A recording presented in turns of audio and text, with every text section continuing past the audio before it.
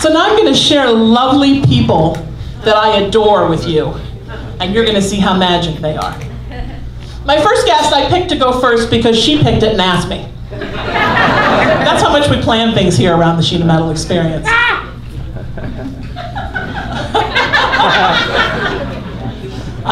Many, many times she's been on the show. I've directed her 4 times in the Vagina Monologues. She's a brilliant actress and one of the smartest ladies that I know.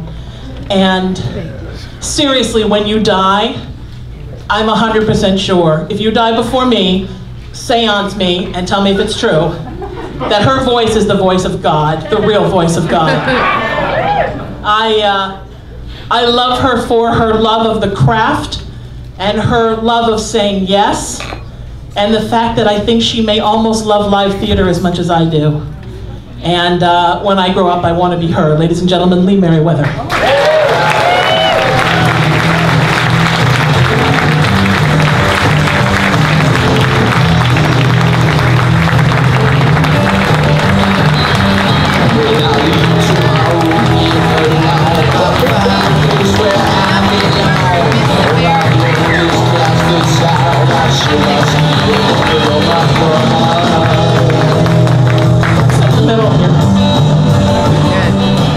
Disappointed if I die and you're not the voice of God, just so you know. You're like, can I change the voice like Siri? I will try to talk seriously about life. I'm going to give you this nice, not malformed microphone. This is how you know it's live if you're listening and you're not here. I adore you. I adore you. I'm so glad that you're here. I remember once, last year we were doing the Vagina Monologues, and the theater space that has 4 theaters in it had accidentally overbooked everything and we didn't have a dressing room. And everybody was a little befuddled. We were trying to figure out where to put people. We were trying to figure out how to take a stage and turn it into a postage stamp because we were so oversold out. And an actress was a little not happy. And you just leaned over and said, I've done this before, and you can trust Sheena, in that voice. And 26 actresses went, yes, ma'am. And that was it. It just, have you always had that, because you're such an old soul and you're so bright, have you always had that ability to stop traffic with your energy? Not that I know of. No, it's nice to hear, though, that's a possibility. I don't believe it, but it's nice. What were you like when you were young? Because you were a pageant girl. Well, no, I really wasn't. I'm one of those reluctant ones. There are a few of us. When you grow up with a brother who says, you're not going to wear that, are you? Or, really? You can't go out looking like that, really, like that. And he was 3 years younger than me. And did he become a fashion designer? Or? No, he didn't. He really didn't. But and then you hear boys in the cloakroom saying, "Oh, you don't want to go out with her. She's too flat-chested." You know, that kind of thing. People said that to you? Oh, they did back then when I was. I'm feeling better about my life of dates 10, already. 12, 13, 14. Wow. Oh, it was awful.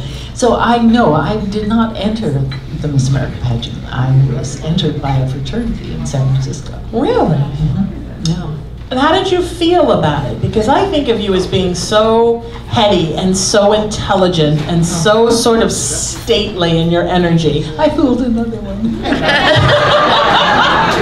I sort of see you coming into the Miss America pageant and then thinking, oh no, that one really knows who the president is, she's done.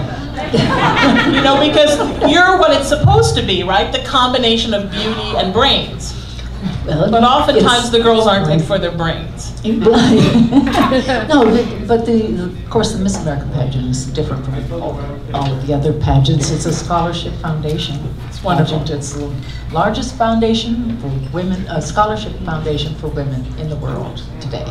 Yeah, it's fantastic. Wow, that's fantastic. Many women. Let's hear it for scholarships for women. That's great. many women have paid their way through college with their winnings and not winning the Miss America title. They compete in state pageants, and they compete in another state pageant. They don't win, but they might win. Well, Fannie Flagg put herself through college by entering the Miss Alabama pageant and never winning. She won Miss Congeniality one year. She won third runner-up. Then the second year she won second runner-up. She won first runner-up. That put her through college. Wow! Did it put you through college? Well, what it did was put me in New York and on the Today Show. That was my first job. Yeah, it put you in the business. Yes, it really did. And did you hope that that's what it would do? Did you know then that you were an actress, or? Oh, I always wanted to be an actress. I wanted to be an actress from the time I was watching movies, and I saw my first stage play, and that's what I wanted to do. It's never gone away. And then you were Catwoman. Yes. I mean, with all of right?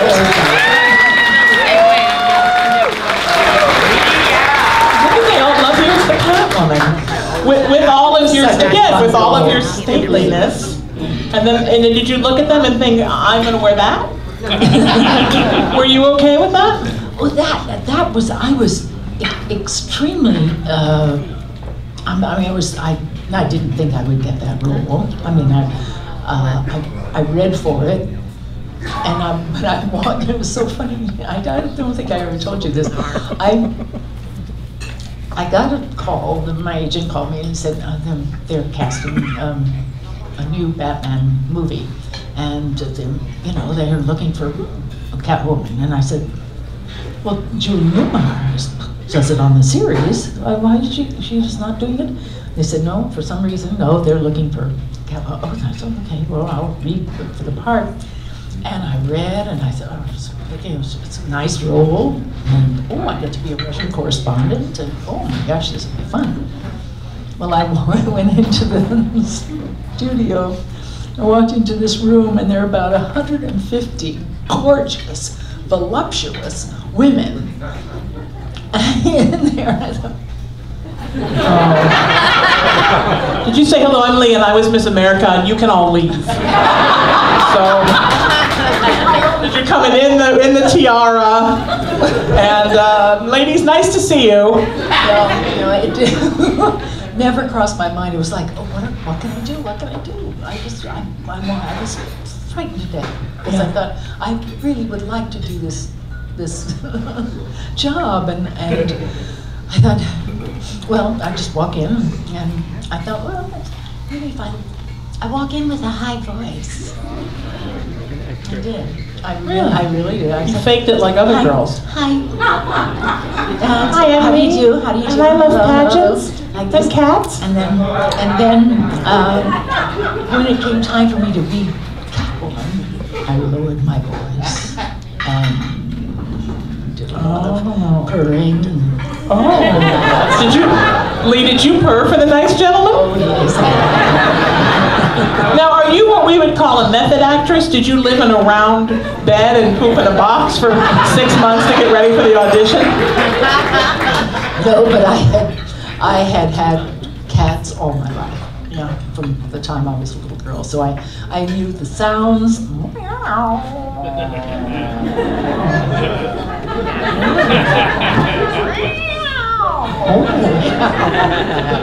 all know what sound that is. Yeah. Phoenix, Arizona, about 8 o'clock at night, and that's what was on our back fence. Two cats. For everyone trying to sleep in the world, there's a cat having sex outside their bedroom window. Every place in the world. There's a cat that waits until you just start to fall asleep, and then, you in heat, come. But you're very cat-like, I think, because you sort of sit back and watch as an actor. You're not one of those actors that's always in your face telling everybody how amazing you are. I think you're much more, I think if actors could be dog actors or cat actors, you're much more of a cat. Oh, good. Oh, good. Well, that's I like that. You watch and you watch and you watch, and then when it's time to step in, you're genius. But you know, a lot of actors are people that need a lot of attention. So they're constantly letting you know that they're there, and the tricks they can do with a fork, and look at this, right? Look at my salt shaker gags, and let me put on a funny costume and tell you how funny I am.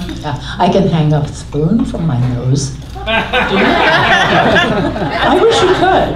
I think that would be great. I tried it once, 2 or 3 times, and it just goes like this. There are people that can do it. Yeah. I can't do it. Because by the time it's off the end of my nose, it's so far away from my face, I don't even know it's there anymore. But I can fold my tongue the wrong way, and that's fascinated human beings for a lifetime. It's my party. I can fold it flat, not lengthwise, but horizontally. Now you guys, I haven't done it in so long. Without watch, I can't. Do it! Do it! Do it! Yeah. Great, It's weird, isn't it? Oh no, I love think it's it. because my tongue kind of rolls out like an ancient scroll. It's like super long, like a part Komodo dragon. But it's only like about a 32nd of an inch thick. So it just goes, and then it's, you know, somewhere picking up dust. Isn't that scary? It's a great party trick though. I'm not a drinker, so I have no party tricks. That's my only party trick that I have. Are you okay that you walk into a room and you're this wonderful actress that's a huge body of work and people scream Catwoman? It doesn't disturb me, no, because You're good about it. I loved doing the part, and it was such fun, and everyone seemed to enjoy it and continue to enjoy it. I've already signed a couple of things, Catwoman especially tonight. So. That was a long time ago. I think you signed something from my friend Robert. Robert, did she sign your?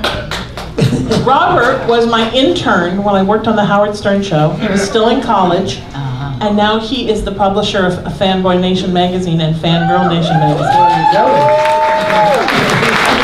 My little baby grew up. Isn't that the nice thing about art? Is you meet people through art, and they become your very good friends. Oh yes. And that's a wonderful thing. Oh, it is.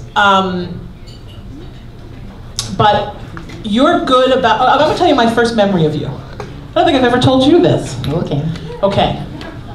So my mom had a huge crush on Buddy Epson from when she was a kid. And the first thing I remember was an episode of Barnaby Jones.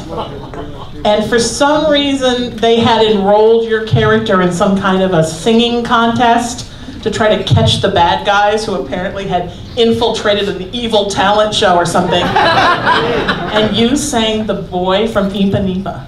And you were amazing. And my mom said, you know, a lot of show business people get to sing and dance and act. And that was it. Then there was no talking me out of it. It's all because of you, Lee Meriwether. It's all your fault. Your fault. You were that damn boy from Ipa Nipa. Still not quite sure what an Ipa Nipa is. Tall and tan and young and handsome, the boy from Ipa goes dancing, and when he passes each girl he passes goes, ooh, ooh. Lee Meriwether, everybody, give it up for her. You are wonderful. Thank you for doing this. Thank you for this, my friend. Oh my God, this great. Yeah. Oh my God, Lee Meriwether won't go. Somebody get a hook.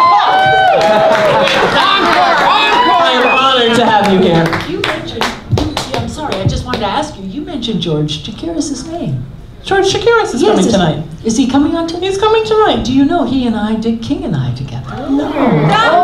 Yes, we did. Do you know that I think he's It was the magic? most exciting time on stage that I've had. He is one of the nicest human beings in the world. Yes, absolutely, and a wonderful. We danced together, and you know, and Anna in the play, in the musical, teaches the king to dance. Yeah. Shall we dance? Yes, shall we dance? So I'm going around, and the first rehearsal was in a big room, and we start out, we start dancing, and I said, I'm teaching George Chakiris to dance. He broke up, went down on his knees. It was so funny. It was just really good. And everybody, George is trying to get here right now from San Diego, and he's stuck in traffic having a heck of a time, so think good thoughts for him. Yeah. If I danced with him, then I could die. That would be it. Yeah, a dance with George Chakiris, and that's... It was heaven. It really was. He's such a dear. It's wonderful. Well, you're lucky to have him tonight. I'm lucky to have you. Other folks too. I adore you, my friend. Thank you. Lee Meriwether, everybody.